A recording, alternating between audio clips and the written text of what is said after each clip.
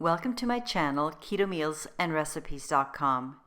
Today I'm going to share with you my recipe for making homemade taco seasoning. That is a perfect seasoning to use in your keto recipes, and this spice mix is sugar-free and gluten-free, as are all of my recipes. Before continuing, I also want to mention that you can scale up the quantity to fill up an entire spice jar, which is what I do because I use this seasoning quite a bit. I have based my version of this popular Mexican spice mix on an authentic recipe. There are many variations to this recipe in Mexico. I chose one that I thought the flavor combination was the best. The macronutrient ratio for the taco seasoning mix is 0.2 to 1, with 3.2 grams of total carbs, 1.1 gram of dietary fiber, resulting in 2.1 grams of net carb per 1 tablespoon or 10 grams serving. Making your own homemade seasoning mixes is very easy. As you build up your spice collection, you will realize it's much less expensive to use these individual spices to create very delicious and fresh tasting spice blends. And the best part of all is your homemade spice blends will have no additives or unwanted ingredients and no preservatives. Although this recipe does use 1 or 2 spices you may not already have in your pantry, most of the spices you will be using you probably already own. But of the 1 or 2 spices you may not have in your pantry, I chose those because they were in the original recipe and they really add a lot of rich flavor to the taco seasoning.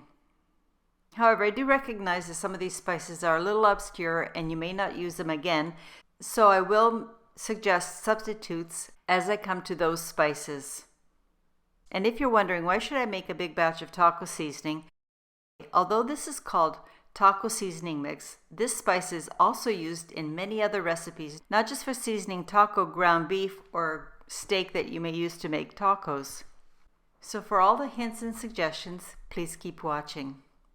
The macronutrient ratio for this taco seasoning mix is 0.2 to 1, with 3.2 grams of total carbs, 1.1 gram of dietary fiber, resulting in 2.1 grams of net carbs per 10 gram or 1 tablespoon serving. Here on my island, I have assembled all the spices, herbs, and minerals I'll be using for the recipe. The next thing I do is scoop out the correct quantity for each of the ingredients, as you can see here. For ease of demonstration, I'm using a flat plate, but I suggest you use a small bowl. It'll make it much easier. Okay, starting and going clockwise. Here is the garlic powder, black pepper, cayenne pepper, ancho pepper. This is one of the flavors used in the more authentic recipes, but you can substitute with the same amount of chili powder instead. Next we have ground cumin powder, chipotle powder, and this may be the second spice you may not have, but is also used in more authentic versions of taco seasoning mix. And again, you can substitute with the same amount of chili powder for this spice as well. Here I have the sweetener, which I ground to fine confectioner powder. I'm using a monk fruit and an erythritol blend, and not a stevia blend, because the stevia may affect the taste, especially if you're cooking with it. The next ingredient is salt, which I also ground to a fine powder, and I do that because the fine texture distributes more evenly than the coarse salt crystals would. Here's the paprika. I like the taste of smoked paprika, but regular paprika also works very well. And here are the dry oregano leaves. And lastly, here is the onion powder. Having measured out all of your ingredients, you just stir to combine. By making your own taco seasoning, you have the ability to customize. So if there's a flavor that you prefer, you can add more or less of a flavor you don't like. And before pouring it into your jar, just remember to label your jars so that you will know that it's taco seasoning, because the spices do kind of look alike after a while.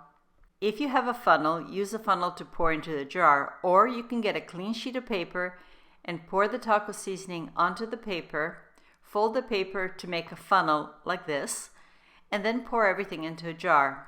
Once you've poured everything into the jar, stir very well and make a homogeneous blend.